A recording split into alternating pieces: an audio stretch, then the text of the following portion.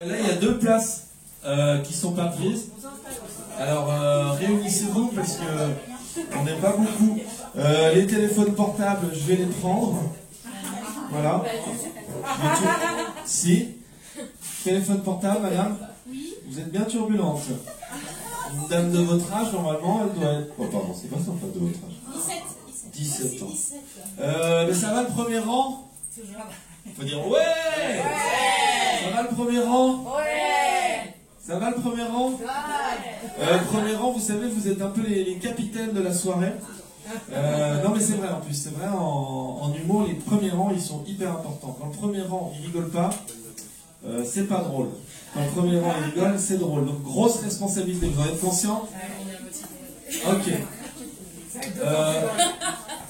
Cessez de vous agiter, par contre, au deuxième rang. Monsieur, là, qui boit un verre. Voilà. Ça va le deuxième rang? Ouais. Ça va le troisième rang? Ouais. Ça va les candidats? Ouais. Oh, les candidats, ils sont en forme. J'ai l'impression que personne ne me regarde. Hein. Il y en a qui mettent du rouge à lèvres. Attends, c'est pas vu au premier rang. Ah, mais il... Bon, qui m'a pris ce public? Qu'est-ce qu'il fait sur son corps? Ça va Aurélien, je te dérange pas. Vous savez ce que vous êtes venu voir? Non. Vous êtes déjà venu ici? Non. Oui. Vous êtes content d'être accueilli dans ce magnifique lieu? Ouais. Dans un escalier au fond d'une cave? Ouais. Alors que normalement ça doit se passer au théâtre Ménilmontant, mais il a fermé. C'est ça. Voilà, vous avez des toilettes juste là au fond, mais ne faites pas trop de bruit si vous y allez. Ouais, c'était pas la meilleure blague. Mais moi je m'en fous parce que moi je participe pas. On a cru que ça avait commencé, merde. Ah bah oui, mais ça a commencé là. Ah ouais, non, mais ouais, non, là on est en direct, ça filme. Oui, non, alors moi je me présente, je m'appelle Émeric. Tu finis les blagues avec le présentateur, mais pas avec les candidats. Ok, non, Parce que eux, ils jouent leur vie. Moi, je m'appelle Émeric Carré. Alors, je suis humoriste à mes heures perdues, mais également consultant informatique bancaire dans le domaine de l'élaboration budgétaire. Voilà. Donc, quand c'est drôle, pensez humoriste. Quand c'est pas drôle, consultant bancaire. Voilà, petit moyen mnémotechnique. Émeric Carré, né le 15 décembre 1980 dans la petite commune de Champagnole, dans le Jura. D'un père technicien chez France Télécom et d'une mère professeure de musique au Collège des Loiseaux. Numéro de sécurité sociale de l'artiste 1 80 12 39 28 085. Carte bleue 49 75 98 67 06 35 22 82. Cryptogramme visuel 7. Vous êtes vraiment turbulente au premier rang. Alors, le concours ce soir, comment ça va se passer? Ils sont 5, au fond, ils sont bouillonnants. Ils attendent que ça, que je ferme ma gueule pour aller faire mon sketch.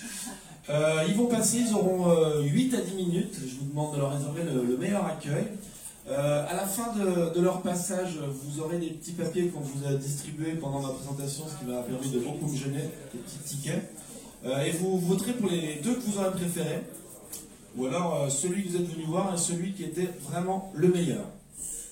À la fin, eh ben, écoutez, on délibérera et puis on enverra les deux meilleurs au quart de finale. Alors maintenant, on va recommencer et puis vous allez me faire des grands cris pour me montrer que vous êtes très chaud et prêt à les accueillir. Alors comment ça va ce soir le LTDM Contest? Ça me paraît tout à fait pas mal. Eh bien écoutez, on va pas tarder à mon avis à accueillir... le premier. Macron démission. Macron démission. Macron démission. Bonsoir. Bonsoir.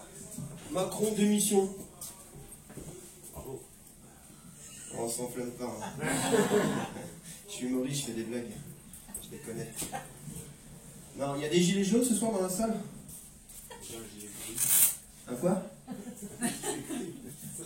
On va le retirer, ça commence déjà à me gratter.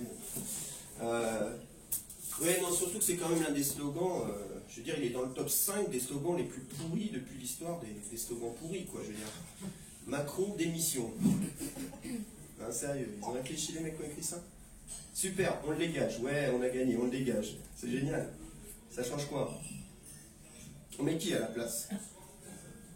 Non, les mecs, vraiment, si vous voulez changer les choses, c'est le système qu'il faut déboulonner, pas les pantins. Non, moi je vous préviens tout de suite, je ne sais pas s'il y a des gilets jaunes, puisque personne n'a répondu, s'il y en avait ou pas. Non, je suis en terrain conquis. C'est dommage.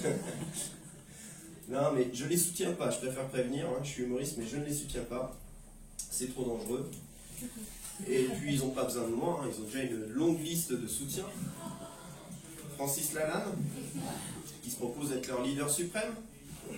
Avec le nom déjà, je n'ai pas besoin de trouver une vanne, un leader suprême. Même Raël n'avait pas osé ça. Qui en a d'autres? On a Jules, le rappeur.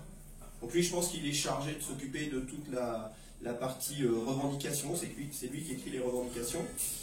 On a Kaharis, la petite copine de Booba. Je plaisante pas, hein, c'est vraiment les vrais soutiens. Ils ont vraiment soutenu la cause des Gilets jaunes. Lui, je pense qu'il est chargé de la sécurité. On a Affida Turner, pour ceux qui voient. Vous voyez, responsable de la section casseurs. On a Michel Polnareff. Je pense que c'est le conseiller fiscal. Et puis on a les deux trésoriers, les Balkany. Forcément. Non, c'est sympa, les gilets jaunes, il y a quand même des trucs sympas. Déjà, on voit les couples se reformer, tu vois, ou se former. On a Hollande et Ségolène, main dans la main. Mélenchon et Le Pen, main dans la main. Ah, c'est beau. En soutien, il y en a plein d'autres, hein. Sarkozy, Ducret, Michael Youn, Franck Dubosc, enfin un jour sur deux. Donc voilà, vous voyez, ça ne sert à rien que je m'ajoute à cette longue liste, ils n'ont vraiment pas besoin de moi. Alors, en plus, c'est surtout qu'il y a beaucoup de leurs revendications que je ne partage pas. Il faut être clair, il y en a trop des revendications, surtout lors des toutes premières manifs, hein, chacun avait son caprice. Il y en a une où j'aurais pu, pour le coup, adhérer, c'est quand j'ai vu dans les toutes premières manifs, si vous vous souvenez, des mecs qui brandissaient des banderoles, non, ah là, déforestation. Je ne sais pas si vous avez vu passer des écolos comme ça. Et ça, pour le coup, j'aurais pu y adhérer. Jusqu'au moment où je me suis dit, c'est quand même con que sur tous ces mecs là, qui brandissent non à la déforestation, il n'y en ait pas un seul qui soit demandé en quoi était fait son panneau. C'est quand même gênant. La première des revendications, si vous vous souvenez, c'était parce que le pétrole avait pris 10 centimes de plus. Bon, entre le moment où ils ont annoncé la manif et le moment où ils l'ont faite, elle avait rebaissé de 10 centimes l'essence, hein, mais ils ont maintenu quand même les manifs dans la rue et surtout sur les réseaux sociaux. Remarquez, ce qui est intéressant quand vous manifestez sur les réseaux sociaux comme ils le font, c'est que déjà vous pouvez vous pouvez voir un peu comment évolue le mouvement, etc. Et surtout, vous pouvez vous plaindre que vous n'arrivez pas à finir les mois depuis votre apprentissage.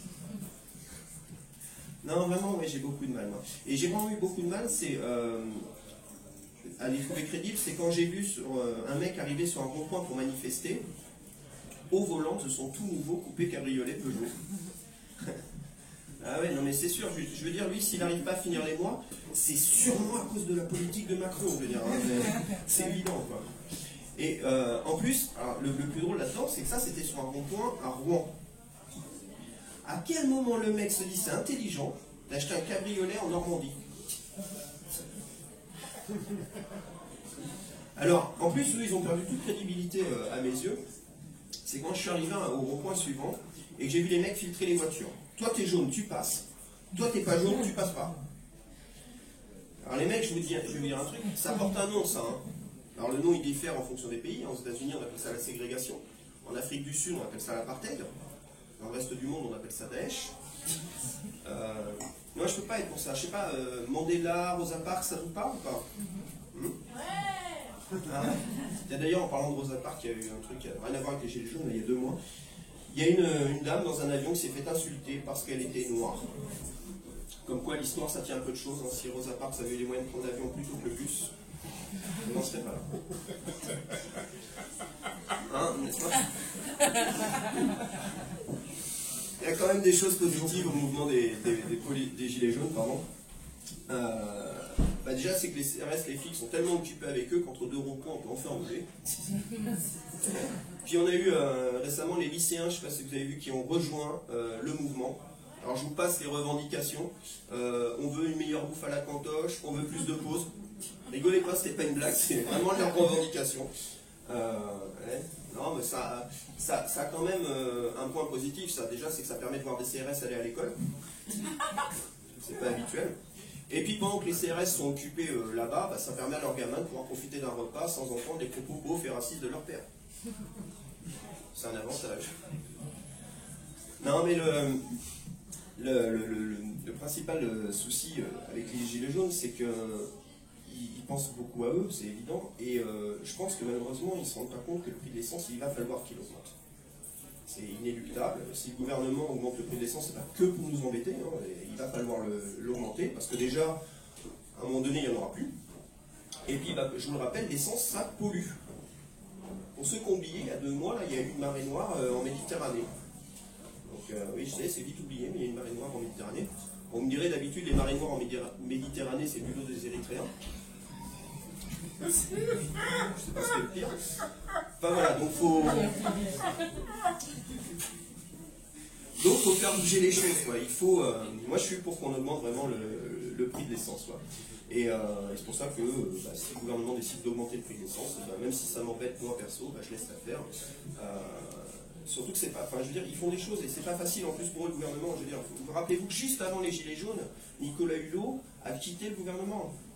Je veux dire, bon, remarque, lui, il a poussé le principe de l'écologie à l'extrême, hein, puisqu'il a quitté le gouvernement sans laisser le moindre impact sur l'environnement.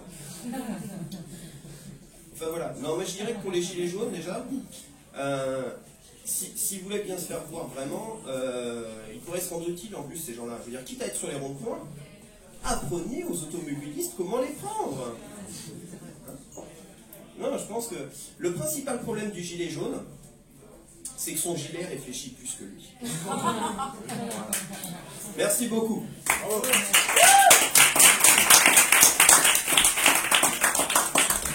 Merci, c'était Steph, le candidat numéro 1. Tu remets ton gilet jaune?